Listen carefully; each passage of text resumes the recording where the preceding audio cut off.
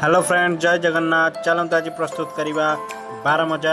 प्रथम भेदे सोला मटर को प्रेसर रे सिझे नवा। देखुं मु पानी दे लुण पकई प्रेसर पूरे देती। प्रेसर टी गैस पर बसईदे गोटे सीटी मारे बाहर करदे।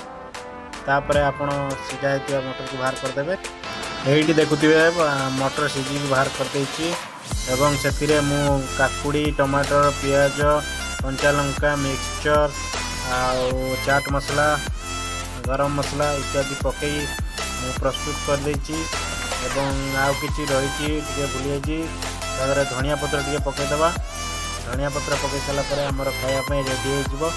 चलतु तेणु धनिया पत्र मु पकई दूची। अल्प किछि धनिया पत्र काटी पकईदेली।